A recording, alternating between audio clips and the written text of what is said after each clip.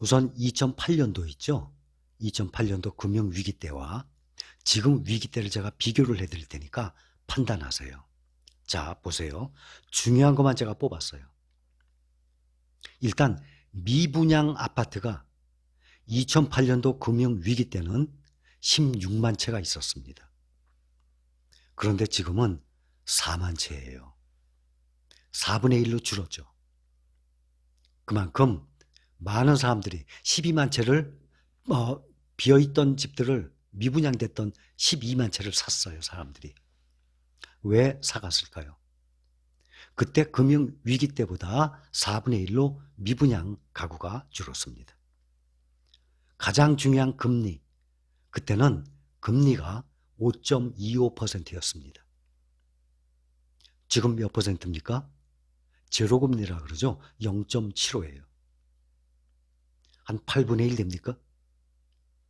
8분의 1이면 7, 8, 56, 7, 7, 49, 7분의 1 정도면 엄청난 차이가 나는 거예요. 그때는 지금에 비해서 금리가 7배나 높았다는 얘기죠. 또 하나 중요한 거, 전세가율. 그때는 39%였습니다. 지금은 54%예요. 자, 무슨 뜻이냐면 집값이 10억짜리 집이 있다고 칩시다. 그러면 그때는 10억짜리 집이 전세 3억 9천이면 들어갔습니다. 지금은 10억짜리 5억 4천이 있어야 들어간다는 뜻입니다. 갭 투자한다 그러죠, 사람들이. 만약에 5억짜리인데 전세가 3억이에요. 2억만 있으면 되죠. 우리나라가 다른 나라에 없는 이러한 전세제도 때문에 갭 투자가 가능한 나라가 된 겁니다. 그래서 많은 사람들이 손쉽게 갭 투자를 하게 된 겁니다. 다른 나라들은 전세제도가 없기 때문에 집값에 대한 모든 것을 본인이 부담을 하든지 아니면은 이자가 나가는 대출을 받았죠. 우리나라는 5억짜리라면 3억 전세예요. 그거 그냥 빌리는 거 아닙니까? 그러니 쉽게 사람들이 갭 투자를 하게 된 거죠. 그러니 전세가율이 그때에 비하면 지금은 상당히 오른 가격입니다. 또 하나 중요한 거, 주택담보대출을 받게 되면 못 갚으면 연체가 일어납니다. 그 연체율이 지금은 그때에 비해서 반도 안 됩니다. 2008년도 금융위기 때는 0.5%의 연체율이 발생했는데 지금은 0.2%입니다. 그때보다 돈을 못 내는 사람들, 대출금을 못 갚는 사람들이 훨씬 적다는 얘기입니다. 또 요즘 주식시장 말씀드렸죠. 사상 초유예요. 이런 적이 없었습니다. 국내 주식이든 해외 주식이든 조 단위로 개인들이 쓸어담고 있습니다. 어디서 나왔습니까? 본인의 잉여금입니다. 잉여금, 본인이 가지고 있는 순수 본인의 재산입니다. 그만큼 우리나라 개인들이 경제력이 그만큼 탄탄해졌다는 얘기예요.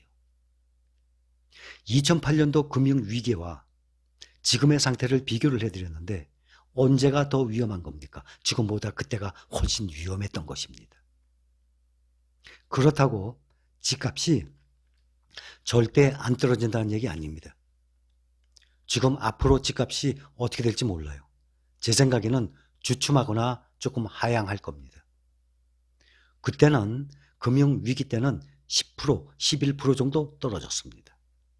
10%라 그러면 10억짜리 집이 9억으로 떨어졌고 5억짜리 집이 5천만 원이니까 4억 5천까지 떨어진 겁니다. 나중에 어떻게 됐습니까? 정상되니까 막 날아갔죠. 그게 부동산입니다. 이번에는 그동안 없었던 초유의 사태입니다. 그동안의 금융위기보다 더 길어질지 모릅니다. 이러한 상황을 제가 비교를 해드렸지만 더 깊은 수렁으로 빠질 수 있습니다. 그러니 내 집 마련을 하시려는 분들은 어떻게 계획을 세워야 되나 하면 여러분들이 목표로 세우고 있는 그 동네 어떤 아파트를 목표를 잡고 당장 검색을 해보세요. 현재 얼마인지. 그리고 수시로 검색을 하세요. 주식은 하루하루 변동이 너무 심해요. 아무도 몰라요. 내일이 어떻게 될지. 부동산은 안 그래요. 눈에 보입니다. 그래서 내가 내 집 마련을 하게 되면 내가 언제 사야 되겠구나, 그 포인트가 눈에 보입니다. 그래서 내가 타겟으로 잡고 있는 지역의 그 아파트를 계속 주시해서 보십시오. 한국감정원이나 국민은행에서 주 단위로, 월 단위로 계속 발표를 합니다.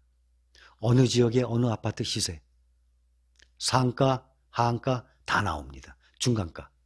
그래서 그거를 계속 보다 보면 이때 사야 되겠구나, 그거 판단하시면 돼요.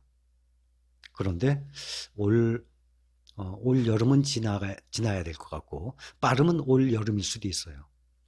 올 하반기나 내년쯤, 그때쯤 상황이 어떻게 될지 판단이 있을 것 같습니다.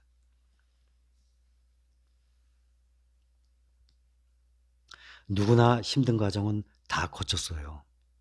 절약을 꼭 해야 됩니다. 내 집 마련하는 방법, 특별한 방법 없어요. 한 가지예요. 일단 열심히 일해야 돼요.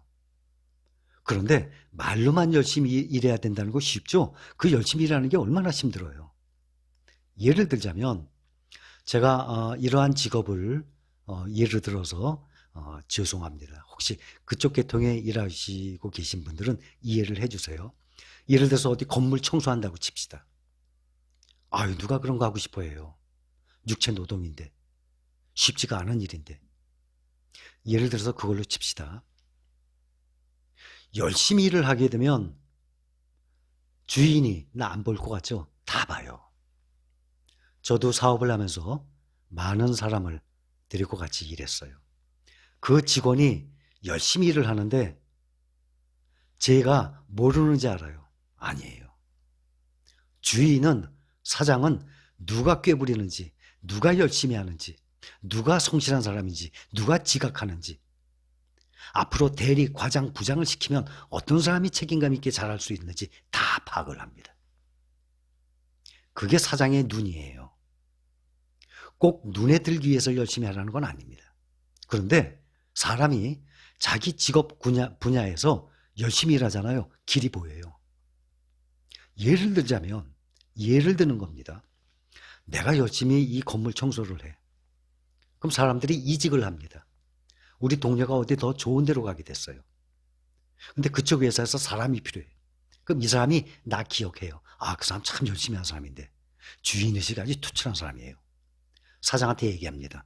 그럼 사장이 그래요? 그런 사람 있어요? 저부터라도 데리고 오라 그러죠. 그러면 생각지도 않은 길이에요. 그렇죠? 그쪽으로 스카웃 돼 가는 겁니다. 그러면 직원보다 여건 더 좋아져요. 월급도 더 많이 받아요. 이러한 이해도 생길 수 있어요.